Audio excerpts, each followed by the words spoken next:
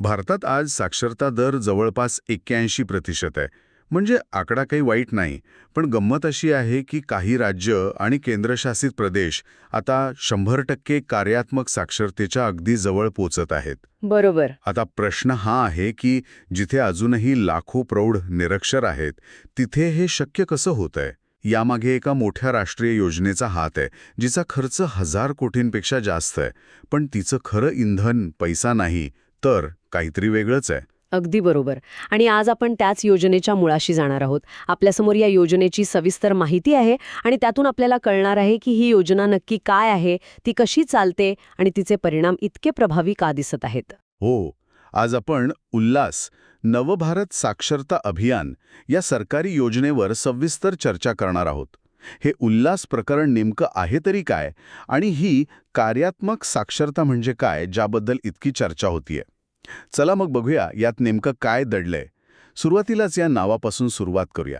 उल्हास म्हणजे ULLAS. हे नाव ऐकायला छान वाटतं, पण याचा काही खास अर्थ आहे का? आणि या अभियानाचं मुख्य ध्येय काय आहे? नक्कीच आहे.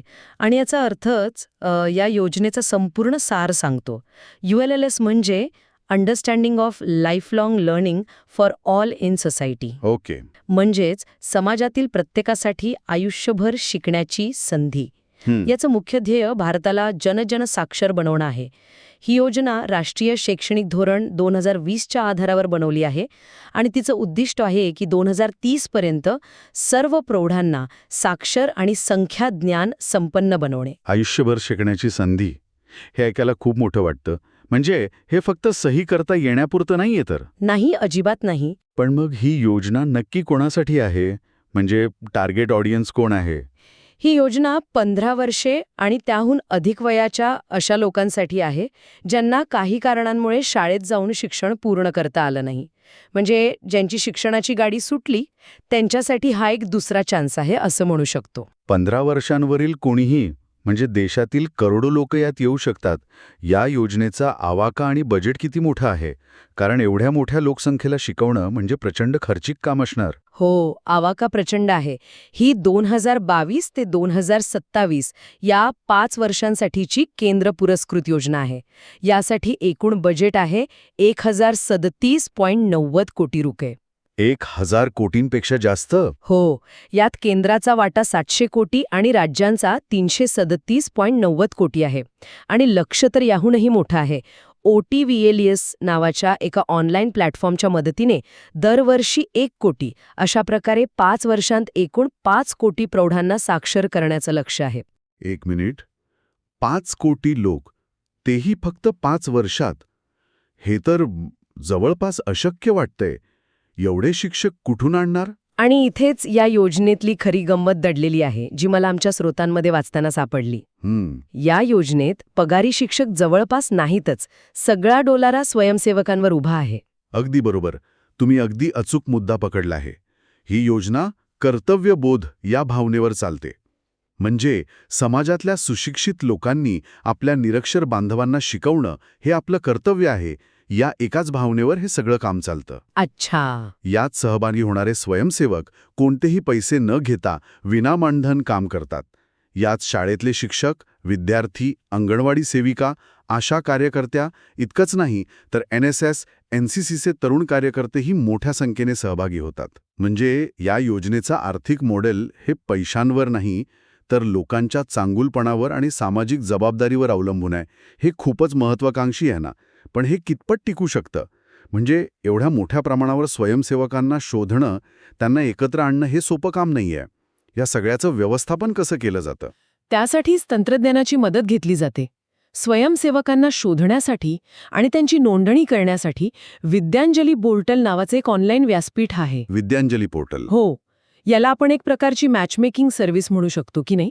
शाळांना स्वयंसेवकांची गरज आहे हे त्या पोर्टलवर सांगतात आणि ज्यांना शिकवण्याची इच्छा आहे ते तिथे नोंदणी करतात. इंटरेस्टिंग. आणि मग आहे OTLS म्हणजेच online teaching learning and assessment system. OTLS? हो, हे म्हणजे देशभरातल्या प्रौढांसाठी एक व्हर्च्युअल क्लासरूम आहे. यावरूनच शिकण्याचं साहित्य, व्हिडिओ आणि मूल्यांकन चाचण्या उपलब्ध करून दिल्या जातात. TV, रेडिओ, मोबाईल ॲप्स आणि दीक्षा पोर्टलचाही वापर होतो. ठीक आहे, म्हणजे स्वयंसेवकांचं सैन्य आणि त्यांना जोडणारं तंत्रज्ञान हे या योजनेचं इंजिन आहे. आमच्या स्रोतांमध्ये अजून एक लहान पण महत्वाचा बदल दिसला. सरकार याला प्रौढ शिक्षण म्हणजेच ॲडल्ट एज्युकेशन असं म्हणत नाहीये, बरोबर. तर सर्वांसाठी शिक्षण म्हणजे एज्युकेशन फॉर ऑल म्हणत आहे. हा शब्द बदलता महत्वाचा आहे. हा खूप मोठा वैचारिक बदल आहे. प्रौढ शिक्षण म्हटलं की अनेकदा शिकणाऱ्या व्यक्तीला संकोच वाटतो की आपण मागे राहिलो, आपल्याला काही येत नाही, अशी भावना मनात येते. हो, बरोबर. पण सर्वांसाठी शिक्षण म्हटलं की त्यात एक सन्मान आणि सर्वसमावेशकता येते. शिक्षण हे सगळ्यांसाठी आहे, त्याला वयाचं बंधन नाही, हा संदेश त्यातून जातो. आणि या योजनेच्या अंमलबजावणीसाठी शाळा हे मुख्य केंद्र मानलं आहे. शाळा? हो, प्रत्येक गावातली शाळाच आपल्या आसपासच्या निरक्षर लोकांची आणि त्यांना शिकवू शकणाऱ्या स्वयंसेवकांची यादी बनवते. त्यामुळे स्थानिक पातळीवर ही योजना पोहोचते. ओके, म्हणजे कसं करायचं हे तर खूपच रंजक आहे. स्वयंसेवकांची फौज आणि त्यांना जोडणारं तंत्रज्ञान. पण हे सगळं तेव्हाच यशस्वी होईल जेव्हा काय शिकवलं जातंय ते उपयोगी असेल. तर मग यात फक्त वर्णमाला आणि आकडेमोड शिकवतात की याच्या पलीकडेही काही आहे? खूप महत्वाचा प्रश्न आहे. कारण जर फक्त अक्षर ओळख दिली तर लोक काही दिवसांनी विसरून जातील. म्हणून उल्हास अभियानाचा अभ्यासक्रम खूप विचारपूर्वक बनवलाय. यात एकूण 5 मुख्य घटक आहेत. 5 घटक आहेत? हो. पहिला तर साहजिकच आहे मूलभूत साक्षरता आणि संख्याज्ञान, म्हणजे वाचायला, लिहायला आणि साधा हिशोब करायला शिकवणे. ठीक आहे, सही करण्यापासून ते बाजारातला हिशोब करण्यापर्यंत हे बेसिक झालं. पुढे? दुसरा घटक, जो माझ्या मते या योजनेचा आत्मा आहे, तो म्हणजे निर्णायक जीवन कौशल्य, critical life skills. Critical life skills? हो. यात येते आर्थिक साक्षरता, म्हणजे बँक खातं कसं चालवायचं, डिजिटल पेमेंट कसं करायचं. मग कायदेशीर साक्षरता, म्हणजे आपले हक्क काय आहेत, सरकारी योजनांचा फायदा कसा घ्यायचा. अच्छा. आणि सर्वात महत्त्वाचं म्हणजे डिजिटल साक्षरता, म्हणजेच मोबाईल आणि इंटरनेटचा सुरक्षित वापर कसा करायचा हे शिकवलं जातं. थांबा, हे खूपच महत्वाचं आहे. म्हणजे हे फक्त शिक्षण नाहीये, हे तर सक्षमीकरण आहे. पण एक प्रश्न आहे, ज्या व्यक्तीने नुकतंच अक्षरं गिरवायला सुरुवात केलीये त्याला कायदेशीर साक्षरता कशी शिकवणार? हे तर खूपच आव्हानात्मक असणार. अगदी बरोबर. आणि म्हणूनच इथे पारंपरिक पुस्तकी ज्ञानापेक्षा सोप्या भाषेत, उदाहरणांमधून आणि संवादातून शिकवलं जातं. माहितीपत्रकं, छोटे व्हिडिओ, स्थानिक भाषेतली नाटकं अशा साधनांचा वापर केला जातो. ओके. तिसरा घटक आहे व्यावसायिक कौशल्य विकास, म्हणजे लोकांना त्यांच्या परिसरात जे काही काम उपलब्ध आहे, जसं की शिवणकाम, शेतीची नवी तंत्र, यासाठी आवश्यक कौशल्य शिकवणे. म्हणजे रोजगाराभिमुख शिक्षण? हो. चौथा घटक आहे मूलभूत शिक्षण, जो त्यांना औपचारिक शिक्षणाच्या प्रवाहात येण्यासाठी मदत करतो. आणि पाचवा आहे निरंतर शिक्षण. निरंतर शिक्षण म्हणजे शिक्षण पूर्ण झाल्यावरही? हो, म्हणजे एकदा साक्षर झाल्यावर शिकणं थांबू नये की नाही.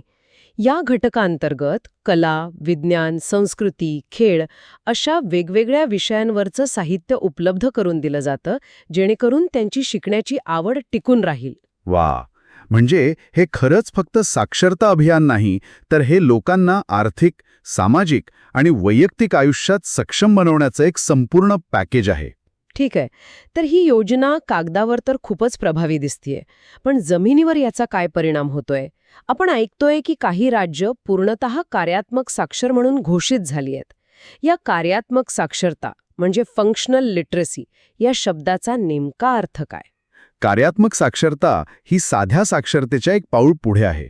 याचा अर्थ केवळ वाचता लिहिता येणं नाही, तर त्या ज्ञानाचा दैनंदिन जीवनात प्रभावीपणे वापर करता येणं. उदाहरणार्थ?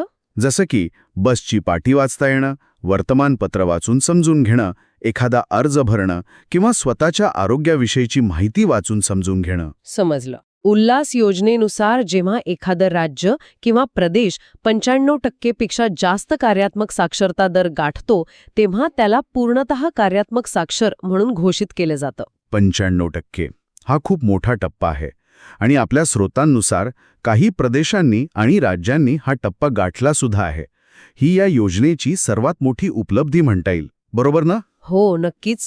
कोणती आहेत ही राज्य? ही यादी खूपच प्रभावी आहे. जून 2024 मध्ये लडाख हा पूर्णतः कार्यात्मक साक्षर घोषित होणारा पहिला केंद्रशासित प्रदेश ठरला. पहिलाच. हो. त्यानंतर मे 2025 मध्ये मिझोराम हे असं करणारं भारतातलं पहिलं राज्य ठरलं.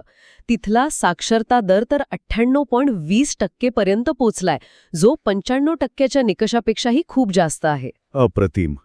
यादीत अजून कोण आहे? मिझोराम नंतर त्याच महिन्यात म्हणजे मे 2025 मध्ये गोवा हे दुसरं राज्य म्हणून घोषित झालं. पण इथे खूप रंजक गोष्ट समोर येते, जी आपल्या स्रोतांमध्ये नमूद केली आहे. 1 मिनिट थांबा. रंजक गोष्ट ती काय आहे? गोव्याला अधिकृतपणे पूर्णतः कार्यात्मक साक्षर घोषित केलं गेलं. पण नियतकालिक कामगार दल सर्वेक्षणाचा म्हणजे PLFSचा अहवाल सांगतो की गोव्याचा साक्षरता दर 93.60% आहे. काय? पण तुम्ही आत्ताच म्हणालात की निकष 95%चा आहे. मग 93.60% असताना घोषणा कशी काय झाली? यात काहीतरी गडबड वाटतीये. याचा अर्थ काय होतो? सरकार स्वतःचे नियम पाळत नाहीये का? की आकडेवारी मोजण्याची पद्धत वेगळी आहे? हाच खरा डीप डाईव्ह करण्यासारखा मुद्दा आहे. यातून एक महत्त्वाची गोष्ट समोर येते की अशा मोठ्या सामाजिक योजनांचे यश मोजणं हे नेहमीच सरळसोट गणितासारखं नसतं. असं असू शकतं की PLFS सर्वेक्षण हा फक्त एक डेटा पॉइंट आहे आणि राज्य सरकारने स्वतः केलेल्या मूल्यांकनात, ज्यात कदाचित गुणात्मक गोष्टींचाही समावेश असेल, त्यांनी 95%चा टप्पा ओलांडल्याचं दिसलं असेल.